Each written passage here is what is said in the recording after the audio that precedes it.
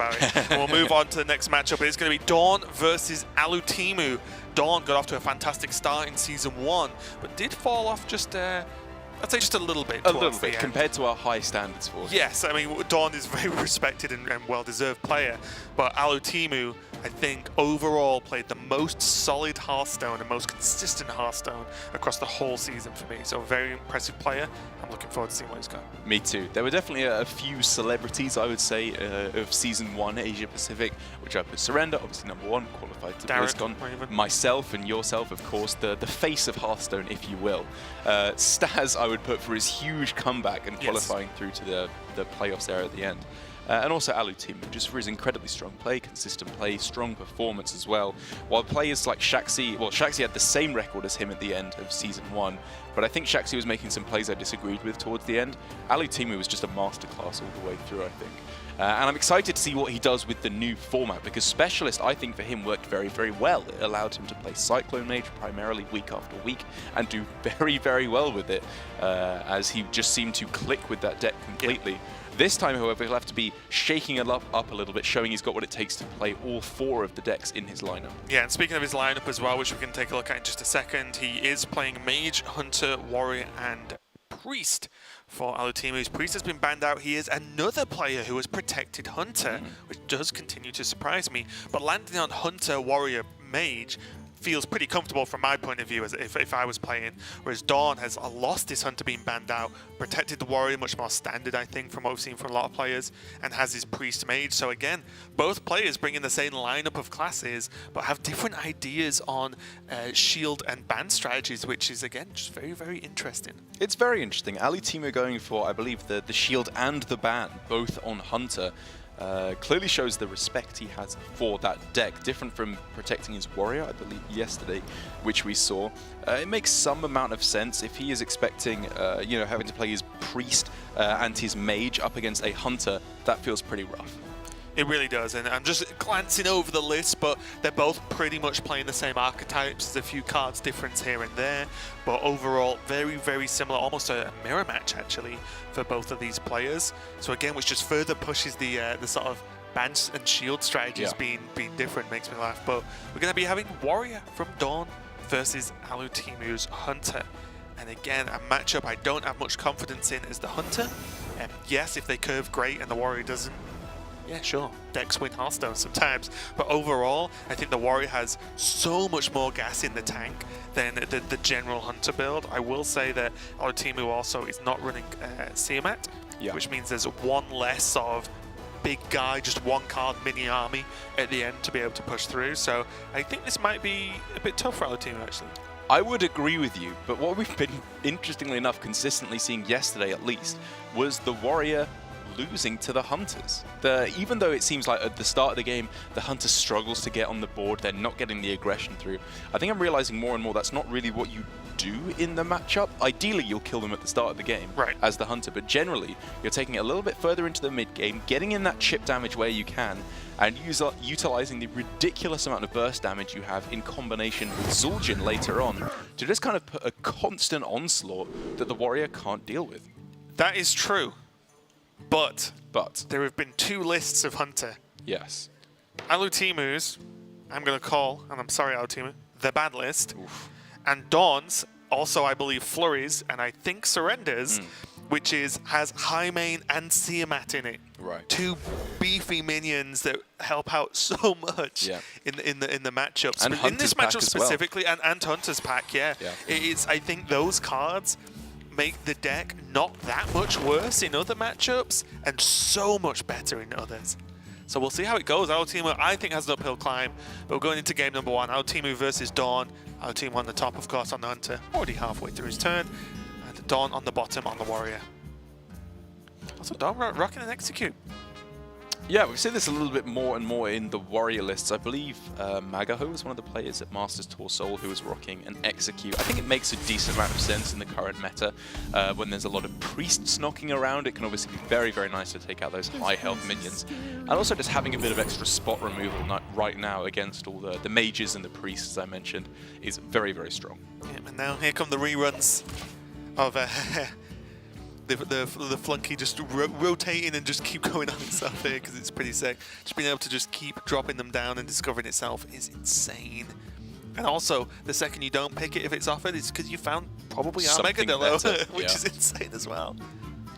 And it does mean that DawN is off to, as we said, a pretty nice start here, only missing the 1-drop from a truly ridiculous starting hand, which, interestingly enough, is not that ridiculous because he's only playing 2 1-drops. This is the first warrior I've seen in a long time that omits the Eternium Rovers completely. It feels like, and this might not be the sole reason, but it feels like a very well-built list to beat Priest. Less 1-drops, you get a Silence and an Execute. Yeah. That's a good way of looking at it. It doesn't sound too bad to me, especially if you're not planning on banning Priest. Your opponent's probably going to try and play it because Priest is just so bursty and strong. I don't know. It's good thinking. I wonder if it's also meant to be an anti-mage list because Execute gets a little bit nicer there, but I would argue maybe not because it's missing the Plague of Wrath, which can be very nice against the mages as well. Yeah, it's a very interesting build of the deck, and I'm curious to see how it works out. Because especially at the moment, it looks like it's getting off to a strong start. Yeah. Alutemu with a pretty high value hand, it's got to be said, for what the average Highlander Hunter hand, I think, is looking at, especially with the Unleash the Beast being picked up. Yeah, one of the key cards in this matchup, not only just for it being a solid minion that often survives trades, but also it just locking in the Zul'jin as well. Although, I don't know if you've noticed, but Zul'jin feels like much less of a factor in Hunter now because you don't draw to it quick enough. It's not like, you know, in mid-range, you double Master's Call, and there's half your deck gone most of the time. Whereas here, you draw in very slowly, which means that Zul'jin just, I feel like we've just not seen it that much, actually. We've seen like 1 or 2, even though we've cast, I think, 8 Hunter matches so far. It's true, it's pretty much only the Subject 9 and, I guess, tracking that kind of thin through your deck. Alutemu making a pretty miserable play here because he's fully expecting a Restless Mummy here to come down and kill off his Life Drinker here. It's basically just to get something off the board from his opponent and get that little bit of chip damage through.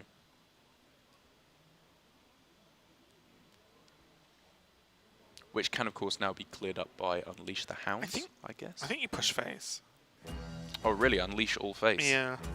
It's very weak to Dynamatic. I guess it's yeah, but he kills his own mummy, right? Yeah. Which is what tips me over the edge, basically, because Alutemu's already started pushing damage.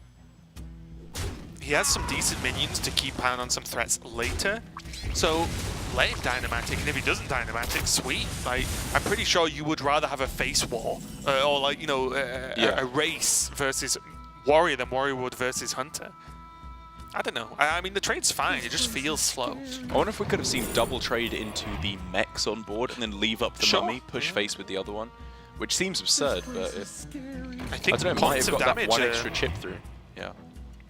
And it has to be dealt with at some point, doesn't it? Like, Rotten Applebound feels like a pretty good way to get a little bit of extra health, but I guess maybe that's overkill, because you need to think about what on average gets you the most amount of health, and maybe a cheaper taunt like the Proud Defender or Shield Bearer would, on average, gain him more because he can spend his other mana on removal. That's true. I think he, with his hand though, he has plenty of time to play this Apple Bomb, like 100%. And the fact that he's, if he had armor and no health loss, yeah, you pick the Proud Defender fine. But the fact that he can actually gain a very strong benefit from this heal and almost negate all of Alutemu's damage so far this game looks very, very good to me. I'm pretty surprised that Proud Defender has seen absolutely no play at top competitive level, because I wouldn't have expected it to be as good of a card as some people predicted it to be. But the fact that it's seen none at all, I find it a little surprising. Yeah, it dipped in the early Mage lists last expansion, early on. Oh, right. Just as like a defensive taunt. Yeah. But the problem, really, is Tar Creeper, which is what most people liken it to, was so good because it could protect minions in an aggressive deck.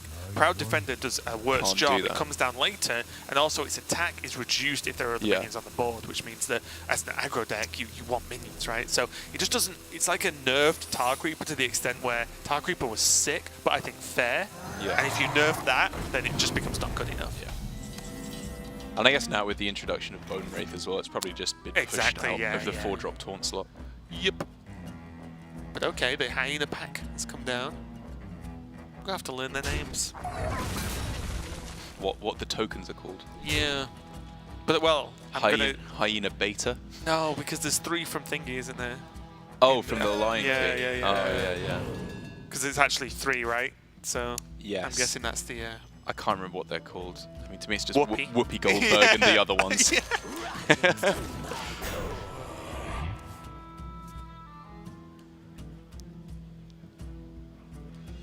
And now though, I feel like I see this fairly consistently, where the warrior is actually at least keeping up on board with the hunter, and it always scares me because it doesn't feel right as a hunter player myself. It's like, why is this warrior allowed minions?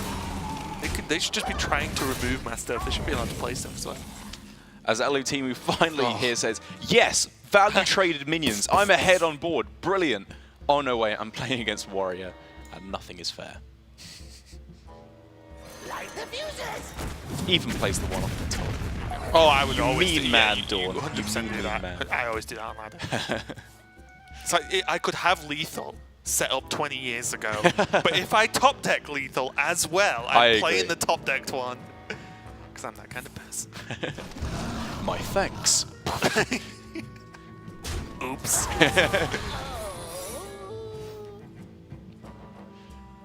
Still, Alutemu, with the help of this Unleash the Beast, is winning on board right now and does have some secrets active, which means he can get ahead. Yeah. Which I think most importantly, he isn't falling behind. Yes. It is the key thing here. As opposed to winning, he isn't losing. And I think that's the interesting thing about this matchup is I would have assumed at the start that as the game goes on further and further, the warrior pulls further ahead. Just even if neither player is playing any minions, the warrior becomes closer to a win because they accrue more removal and value and Doctor Boom and stuff. But I'm not even necessarily sure if that's the case because Alutemu just gets closer and closer to Zul'jin. And I think it changes if he's running Masters Pack, Siamat and the high main quite a lot. With this list, I think his average draw is a fair bit worse. I think as the warrior, it definitely gets better as time goes on because all DawN is doing is taking off the 3 threats he has to kill in the deck. Yeah. And once he's killed them, they're gone. He's even got an execute for King Crush, which is a nice side effect from this execute. He can almost always just kill it off very easily, especially post boom. Oh, have you seen the new hunter style for Reno? Oh, okay, for Brand, sorry. No. I saw someone on stream, I can't remember whose stream I was watching, right? Geppetto. Yeah? Yeah. To Bran. Right. Play Bran. 1 mana faceless on the King Crush, 16 damage, let's go. It was sick. I guess so. You could get exactly that. What if you only play those minions? Ah, now we're thinking. Chuck a Malagos in for good measure. And then draw them and realizing, why am I playing Geppetto Joybuzz Hunter? We've done this already, it doesn't work. You're a man of no fun either. Can you imagine King Crush faceless on the same turn? Oh. I can now. I mean, you could just do that with regular King... Oh no wait, regular King Crush comes a 1-1. You couldn't do that. Yep. So, don't I look a fool? Yeah. Reminds me of the good old days of Ram Wrangler. That's one of my favourite hunter cards. Yeah, that just 5 mana 3/3 summon King Crush sometimes. Every time, yeah. Or a high main, and you're like, guess I win. That was a pretty toxic card. I loved it so much. Any other class, I would have hated it. Yeah. It was in Hunter though, so it's okay. DawN just doing the best he can on this turn before, obviously, Devastator comes live to try and clear up the board, make sure as little damage comes face as possible. Alutemu, on the other hand, is trying to wrestle some kind of a board state here to push damage to face, which just is impossible against Warrior. It's really impossible. The fact that this game's gone for this long and DawN is still held on to Warpath and Execute It and Shield Slam that he's had in his hand all game worries me because that should not be allowed. I mean, there's just so many ways that DawN clears this up here. The only thing he really needs to be afraid of, I guess, is Rat Trap. But even if we see Masked Contender here, like we could just see four Warpaths and an Execute, it would clear up the Rat Trap as well.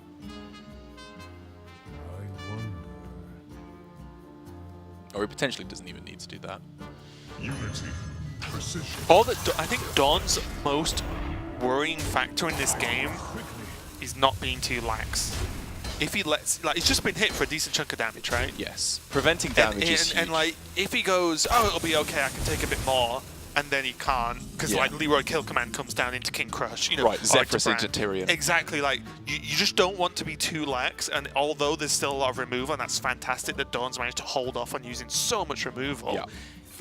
You can use it, you know, just use it now. Just don't take another swing because there's too much damage. He's got so many cards in hand.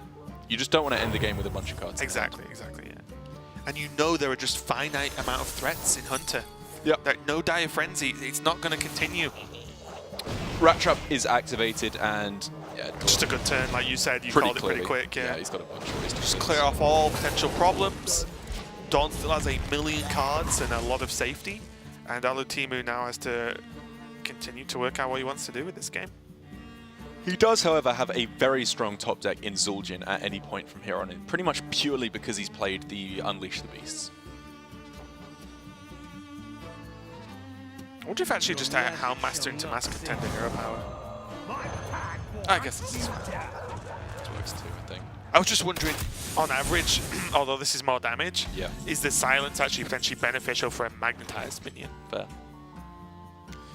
And now again, we're looking at a multitude of ways to clear the board. Devastator plus Dynamatic does the job. Devastator, shield blocks, shield slam. Just play the Dino. What does our team even do? Yeah, exactly. Just get the most pressure on the fight like this. Because not only have you cleared the board, our team can't deal with you, with your side, and it's just... He cannot. Oh, that looks shiny to me, Derek. I think that was a Bran. It was. Branthony coming in hot here to close things out. It's like, I told you not to call me that! Mom! Or he's like, oh, I'm in trouble. Someone used my full name. Yeah, when someone calls you Branthony. Get that dino out the house. You know what's funny?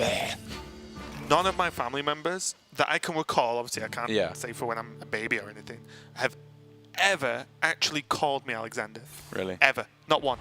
The only people who call me Alexander are people who don't know me and read a form with my name on it. I presume that's what I want to be called. Yeah, it's interesting you say that, because in my family as well, no one's called me Doroculus once. Like, not one time. And I quite like it. Oh, I'm going to intro you as that every time to Roculus. I just hope the second name was like, oh, it's actually evolved like quite a while back. If you go back in the family tree, it was Brownicus. Sorry as this game ends. I mean, this one's been over for quite a while. I'm just laughing at each other's names now. We've really brought this back to primary school, haven't we? But DawN does take a win there, and honestly, most of the game felt one-sided. The fact that no secrets got rolling early on was a bit of a problem, but also DawN just had so much removal, and I'm going to just annoy people even more than I know that I already do with this, but I feel like Hunter just doesn't carry enough threats unless it curves perfectly, and you cannot do that consistently. I agree against Warrior. I think if you're expecting to face Warrior, you need to have a slightly higher build, which I think, you know, it's reasonable to expect. Everyone's bringing Warrior. Got to prepare for that contingency. So if you're not banning it away, putting in 1 or 2 beefier cards, I think is very valid. Yeah, I think it is reasonable, and especially doable in a deck where you are playing Highlander style. But that was just game 1 between DawN and Alutemu. DawN looking pretty good, but it is only game 1. There's got plenty more to go. Don't go anywhere. We'll be right back with some more Hearthstone.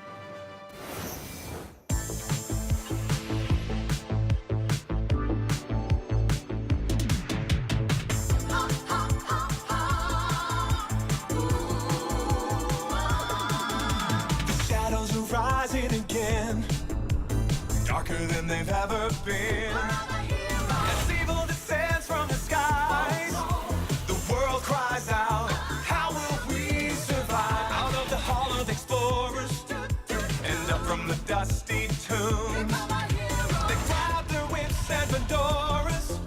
These legends of the past know exactly what to do. There might be magic monsters, mummies in the markets, and ancient mysticism. There's surely scorching deserts, and there's your monster of narcissism. How states think annihilation, obliteration of civilization. Now is the time to be brave. Evil's come to enslave, but this league's gonna save.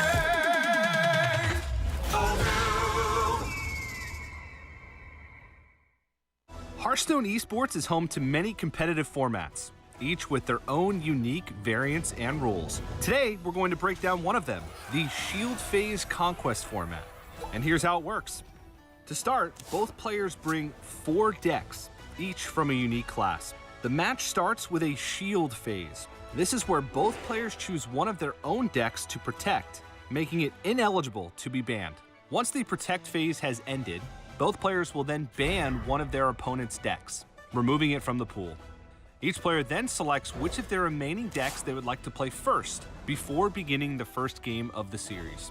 When the first game of the series is over, the winner's deck is removed from their pool of eligible decks. Both players then select the next deck they would like to play. The loser of the first game can choose to replay with the deck they lost with, or they can choose one of their other 2 available decks. In Best of 3 conquests, the first player to 2 wins is the victor. In Best of 5 series, such as those in the semifinals or finals of major events, the first player that makes it to 3 wins takes the W. It's that easy. Shield Phase Conquest allows players to showcase their skill set across different classes, while still giving them the opportunity to play the deck they're most confident with. Now that you've got the download on Shield Phase Conquest, we wish you well on your deck building adventures.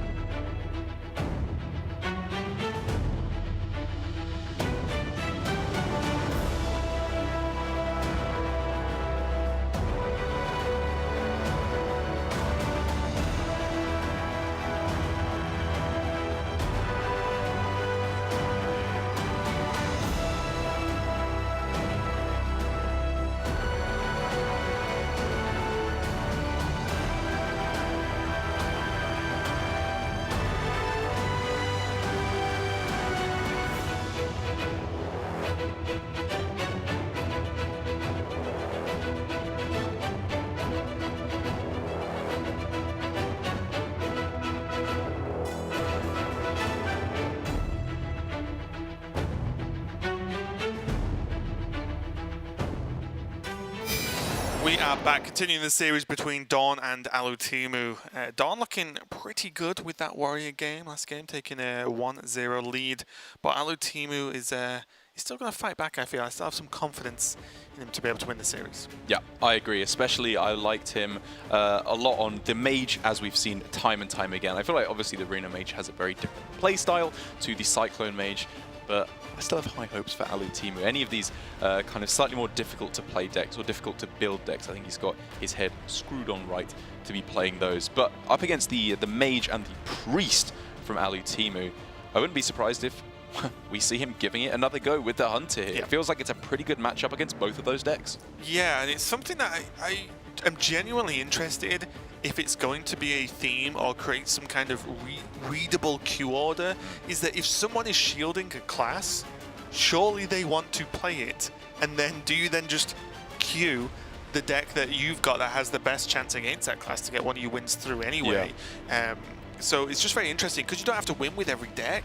If DawN has sat and thought, Alutemu probably plays Hunter again because he wants to, he's most confident with it, he wants it to take a win, then should I queue deck A or deck B that has a greater chance? It's just very interesting to me to see how it pans out as we progress through Grandmasters. Yeah, I'm very excited to see how the meta will evolve with this new format that we have, because obviously Specialist, you were just switching to whatever was the best deck that you prepared for that particular matchup. But here, I think we're going to be seeing more and more players having to go with non-ladder builds of the deck, because what we're seeing from most players at the moment is they're basically playing ladder builds of all the deck, which makes sense. That was what they will have practiced. It's the most refined versions of all the decks. But if you remember back to the Conquest in HCT last year, a lot of the players would post their deck list and say, don't play this on ladder. You will lose if you play this on ladder, because it's specifically trying to do one thing.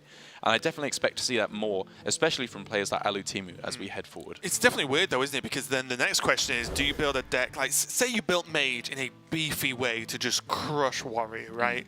then they'll know that Mage is that strong, and if you've protected it, then they'll want to play it. So then do they just not play their warrior? Because they don't have to win with it. It gets very tricky, I don't know. But let's go into game number 2. DawN on the Mage now, Alutemu on the Hunter once again. And generally, this is probably the matchup as to why people think Hunter's insane.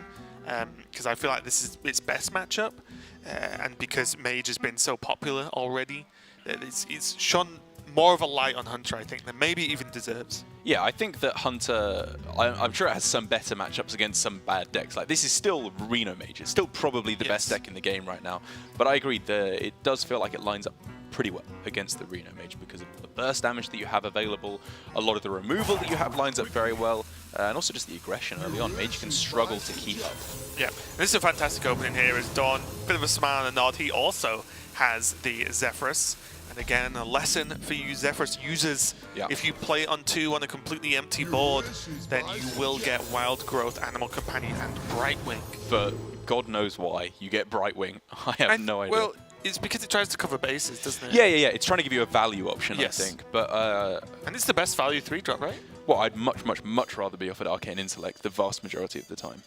It's not a good card. I think, like, for the dream card, like the perfect card, I think there are better 3-drops I would rather have. But I get it's what Zephyrus is trying to do. Like, generally I'd rather have Snip Snap even, I think, than Brightwing. Well, it's it's not classic. Yeah, sorry. I would rather have Conjurer's Call. All right. But yes. Arcane Intellect, I stand by. Okay. And I like this from Alutemu, just get another minion down, push damage, because guess what? DawN is probably going to have to trade. So you just edge out more and more damage going forward. The kill on the Ursatron means that an extra draw for Alutemu. Gets him that Zilliax. Now, Houndmaster shot on curve is actually pretty sick. Yeah, it's nuts here. So is that, though. Yeah, I mean, DawN has kind of been punished, I suppose you could say, by taking the 3 extra damage by not going for backstab, but I think he recuperates that easily by being able to go for a Reno a turn earlier. So I think I like his decision to go for that here, because it does mean that now, I think, with both Zephyrus cards out of the way, it's going to be on the back foot here for Alutemu. He's really going to have to struggle to get back on board here. Basically now, if you think of it in a very simplistic way of the power cards that are in the deck because of Highlander, Reno and Zephyrus, and then Zephyrus and Bran, if Alutemu probably needs to draw Bran soon-ish and it to do some work to make it, I would say, fair again. And then my worry is, are the 28 other cards in Hunter better than the 28 other cards in Mage? I don't know. I mean, it's less about power in a vacuum and whether they can form a cohesive attack and whether that is a weakness in Mage's armor. Because I would say, on average, like, the power level of the cards in Mage is higher than the power level of the cards, at least in the Highlander decks, for Hunter. Right. But I think it obviously lines up better. It's quicker for the Hunter, which generally comes out ahead of these slow, clunky minions. Especially as DawN is drawing all his big boys before he finds Pocket Galaxy. I was about to get very afraid then, but now I'm okay again. Because, I will explain. Please. I was leaning towards Deadly Shot, Hero Power there. Okay. But then I double-checked, and DawN is not running the Barista. Okay. If DawN was running Barista, that would get and scary. Alutemu did not Deadly Shot that, I would be mind blown. Yeah. Because if you can bounce Reno, you just win the game. You do kind of just win then, yeah. But yes, you know, I'm not taking anything away from Alutemu. DawN does not run the Barista, so it's a much safer trade. But that's more damage to face.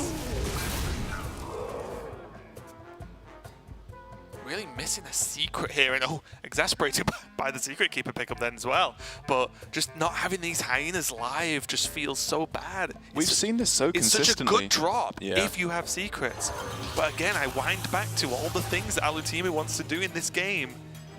Probably does it better if you run 2 of all the aggro cards. Yes, and I think we may see that more and more. Like, I think this is obviously a very small sample size that we have in Grandmasters, but it has not looked that strong at all. I think Reno Hunter, I mean, the matchup it's been winning has been against Warrior, weirdly enough, which is like one of its worst matchups, I think, in my opinion. But against the Mages, it's just not doing anything quickly enough.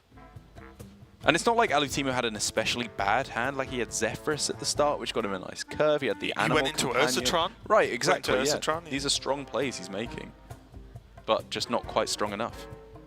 And you know, DawN also had pretty much the dream hand. But outside of the thing Galaxy. is, they both have decent hands. And the one Mage person's wins. way further Yeah. ahead, like way further ahead. It's true. Like, okay, that's a good pickup. Okay, that now helps. we're talking. So Alutemu, I think, now just has to try and dump his hand as quick as possible, then follow up, of Which course, he can do, yeah. with the Really, subject in matter. in a weird way, probably wants Leok. Leok there would have been good. Misha was the worst one one, bad yeah. one, because now he can't get Deadly Shot to kill off the Giant guaranteed.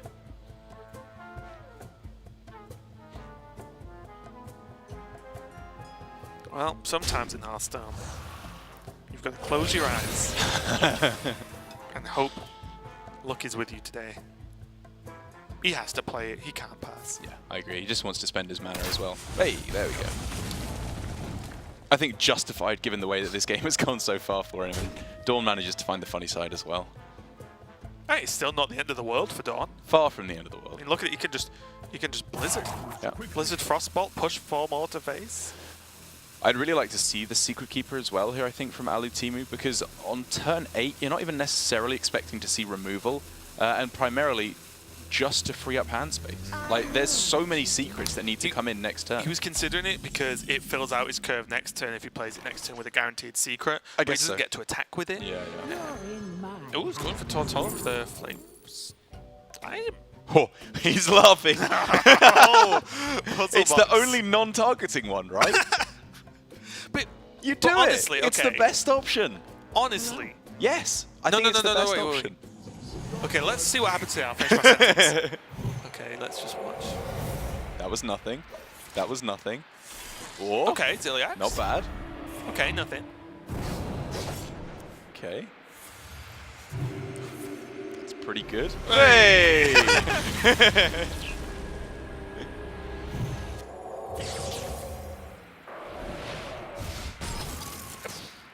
Wow, this is actually Hey, pretty good. Definitely not the worst I've Wow. seen. So Yeah. what I was going to say was like just Blizzard Frostbolt push damage just not better? Because we just saw that could have gone Yes. very wrong. I was surprised He by went for how exactly quickly Flame Strike. Yeah, yeah. which is so dicey. Well, I guess I would say exactly Flame Strike or Puzzle Box. I think Puzzle Box was a reasonable outcome to go for there. Okay. It's what you expect it to do, to clear up something on the board, I think. But I agree, it was the risky play to go for, and it worked out fantastically. I feel like risk versus guaranteed board clear and push damage face is a very strange option to choose for me. That's perfect. Still though, some damage did go to Alutemu's face and down to 15 Yeah, health 4 now. damage face is not nothing. Ziliax is gone, but Life Drinker is in the hand. He did play the Subject 9, which means all those secrets he has available to him, and the question is, which secret does he play? Oh man, the extra Light Forged Blessing off the Twin Spell is so good as well. It just means any minion that sticks for DawN is just health guaranteed. Mage normally has rather large minions. And not much healing. That's all about to change. Oh, wait. Wide Snipe. I think it's Rat Trap or Pressure Plate, but I think I like Rat Trap. Make DawN not be able to play stuff. I mean, DawN still has to consider it anyway, but I don't like Snipe because Snipe's one of the easiest ones to activate. yeah, DawN just plays, I don't know, Twilight Drake, Snap it. Oh, okay, Snipe, no problem, carry on. I think he's looking at the trip snip here on turn 9.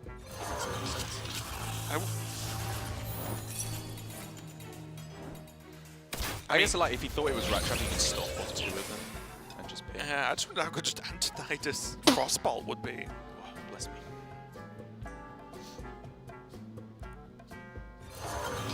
Yeah, Antonidas Frostbolt was interesting. He didn't know about pressure plates. There's a 50% chance it just dies at that point. You still get the Fireball though, right?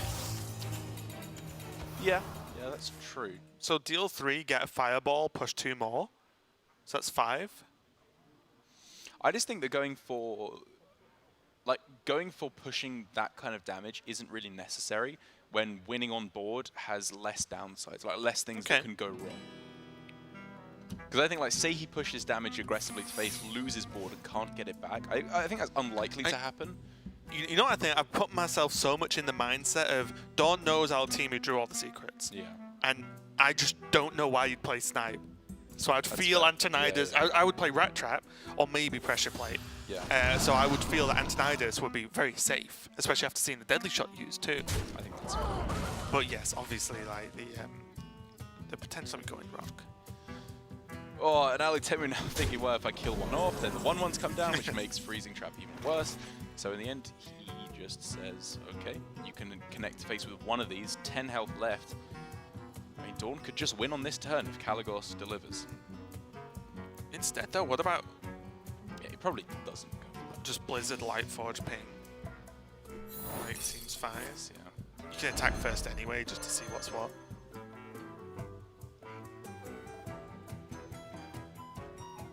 It's almost kind of annoying that his hand wasn't full. So he had the death rattle on the bots there. Trick, just to go with Antonidas, maybe? Yep, that seems pretty reasonable. Get yourself more fireballs to close out the game. Because I think while we were a couple of turns earlier, maybe a little bit too far away from fireballs for lethal, now we're very, very much in the game plan of fireballs for lethal. No. Especially with a missile launcher, that's even more damage. But he does need to be afraid about the backswing now. Ah, it's only 9. 9 is down to 15. Leroy kill command hero power isn't lethal. Okay, so he's Yeah, unlikely safe. to be dead. Just go. Or I think it's impossible for him to be dead. He's still gonna play it safe, though. What if he can't win next turn? I don't think I mind this at all. If Kalagos, 2 missile launchers, and the snip snap that wouldn't have traded all get cleared off, and Alutemu can push enough damage to threaten lethal, Fair enough. I would be like, you know what, Alutemu, mate, take the win. deserve it, Like, yeah. I'll be like, all yours. We'll go 1-1, play next. So now Alutemu has the Zul'jin available, of course, but I think he'll try and delay that one more turn if he can. Because obviously it's got the Deadly Shot in the pool, which could hopefully kill off the Kalagos. But he wants to get some more of these secrets in play and activated first. And of course the other Unleash the Beast played preferably. But I don't actually know if he has time. Yeah, I think it might just be a Kalagos. Here we go, one of the few Zul'jins I feel like we've seen this weekend so far. Yeah, that's fair.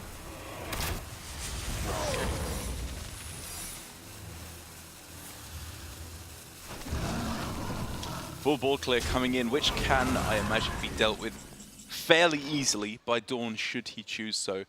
But this is now getting a little bit closer than it could have otherwise been. DawN has no relevant minions to warrant the pocket, does he? I don't see think him so. at. Kerta Defender. That's about all I've got. A Doomsayer, I guess. Just because he conveniently had like Pocket, Luna, and then 1 cost.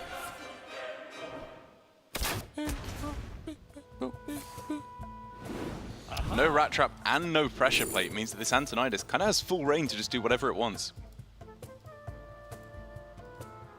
Just take Icicle.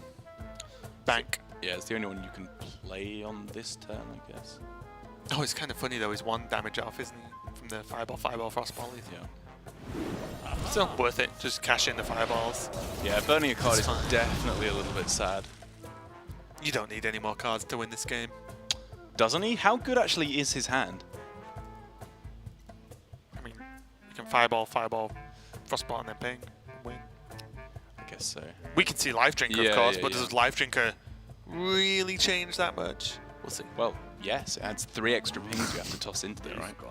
It changes it drastically, I think, actually. Because I agree, with no healing, DawN would have a pretty much lockout victory. But now, I don't know, I'm starting to think that maybe some of the suggestions you were making about trying to lock out the game more aggressively by going for damage early on had some merits, actually. It was a little bit passive from DawN, his play.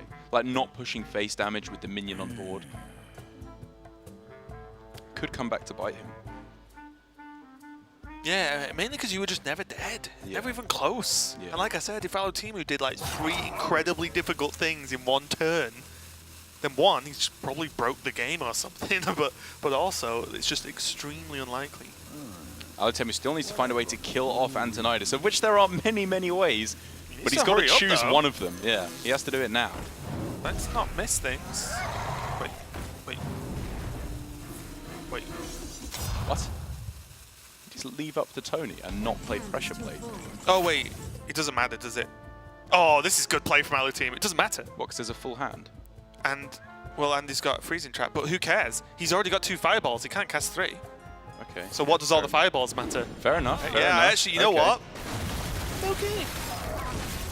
I mean, it's still a problem now because he's not going to die. And it's not freezing trap, or is? I thought it is freezing trap. Oh, it is. Sorry, yeah, I thought it was the rat trap. Yeah. Okay. Okay. Yeah.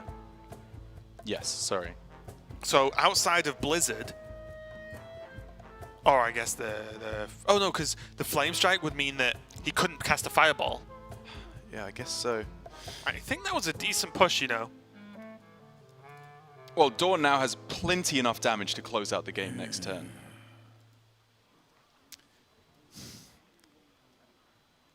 That just felt weird to me. Like, the 2 extra fireballs generated here from DawN give him the damage to close out the game, whereas otherwise he'd only have 10 with Fireball, Frostbolt, Ping. They only gave him the damage to exactly Blizzard, right? Because he would have killed him. Oh, okay. He needed exactly Blizzard. I think that's not ridiculous to assume he has it. Half his deck left? Fair enough. Yeah, fair enough. Because Flame Strike would mean he couldn't cast the Fireball, in which he's safe again. Because Antonidas can't attack, and the Flame Strike is all his mana except for Ping. Yeah. So I actually honestly think, it's not going to work out, but I honestly think that was very good from Alutemu, actually. Fair enough. From my understanding of how the game and the board state at the time, I think that was pretty heads up. Yeah, I guess I'm letting Cast Division get to me a little bit there, but for Alutemu, he's just saying, I have whatever the chance is that Blizzard's still in your deck, that's my chance to win the game. Yeah. Which I think is a reasonable spot, considering how behind he was for the whole game. I was going to say, considering how much we thought the game was just over not too many turns ago, I think that was pretty reasonable, because he had the kill command to show up the extra bit of damage, and because Frost Nova, I think, wait, was Frost Nova already played? Would Frost Nova have done it as well? Anyway, I can't remember. The chance idea of there was not being a freeze effect. Yeah, Alutemu said if you don't have exactly a freeze effect, I win the game anyway. So it was pretty impressive overall. But again, I just don't have much faith in Hunter. I may just be wrong.